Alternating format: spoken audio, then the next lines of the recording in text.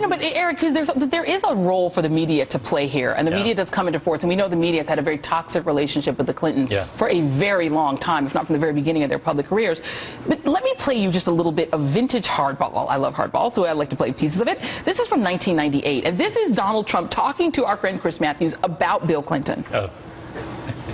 He's a great, I mean, I really like this guy. I think that Clinton probably is too nice a guy in a certain respect. I think that's one of the things that happened. I really believe he is a nice guy.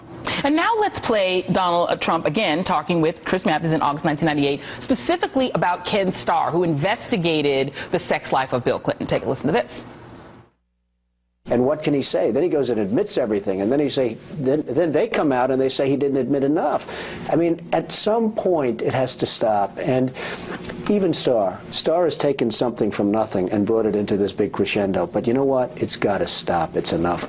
What should we in media do with that dichotomy of Donald Trump attacking the Clintons on the basis of sex now and what he said back then? Well, that would be a good starting point. I haven't seen much of that in the last week, talking about how he is, not only did he say nice things about the Clinton, he said Ken Starr is out of bounds. Leave the Clinton sex life alone and things like that. Look, Trump now realizes that, you know, if he talks about Bill Clinton's sex life, if he talks about Clinton scandals, the press loves it.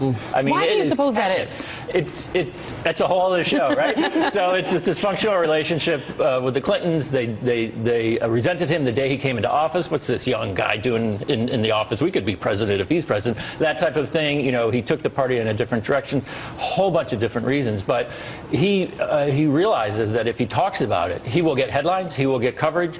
The press has made clear they absolutely agree that Bill Clinton's sex life from 20 years ago should be part of a presidential campaign now. The mistake he made was Vince Foster. He went too far, and he got some real pushback with the press, which was very interesting. He didn't realize there was these sort of demarcation lines within the press. Sex is fine. We're going to talk about it. Is he going to hurt his wife? What's Hillary going to do? Once Trump started talking about the suicide, it seemed really too far. It seemed really, it was ghastly, and a lot of people in the press said, no, we're not going to do that. We'll do a lot of things for you, Donald Trump. We're not going to be digging up dead bodies in a disgusting way. And then Vince Foster's sister wrote that piece. And if you notice, the 90s stuff kind of evaporated in the last 40 hours. As Jamal said, I think it's whatever Roger Stone emails Donald Trump in the middle of the night. He wakes up and that's their strategy. That's right. But it's only for 24 hours. We don't know what's going to happen. But I mean, and the question is, you know, on the 90s stuff, there was obviously Vince Foster's sister came out and said that it was a ghastly lie. Right. But there was also a lot of investigation that took place by the media. Right. But there was also with the sexual allegations. What do you think is the responsibility of the media? Do we go back and relitigate some of those cases, or are they considered closed like the Vince Foster case? I'd like to think that they were considered closed, but look, if you're going to relitigate them, find something new. That's the part about, I hate to just use the term the media, but that's where I'm getting so annoyed. The New York Times article, for instance, on Trump, that revealed nothing. Except that when you looked at a lot of the charges that were flung, sort of loosely flung at him, one could make similar charges with Clinton almost, with Bill Clinton I'm talking about. But like, do some real digging and find out real things, like how bad he is as a businessman, or where Trump University got its, you know, credentials. Oh, we're going to talk about that. You have set us up nicely for the next block, and we're going to do that. But I'm going to give Jamal one more crack at this.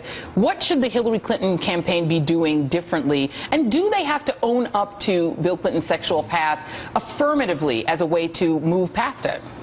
You know, I have always thought that Hillary Clinton running, including some of the record of the Clinton administration, was a danger because of some of this stuff. Since the Clinton administration, she's been a United States Senator, she's been a Secretary of State, she's got a whole record of her own for 15 years to stand on, and I want to see her talk more about that record in the Senate and as Secretary of State as she runs for president more than what happened in the 1990s. The danger, though, here is that there are a bunch of young voters under the age of 35 who really don't know a lot of details about a lot of this, and so Donald Trump introducing this does open the door. This is the danger. It does open the door for them to start learning in a bad way about the tail end of the Clinton administration without getting all the good stuff that Clinton did, like reducing poverty and creating jobs and getting home ownership. Those are the things that she wants people to talk about, and they've got to figure out how to message that. Those young voters using the Google and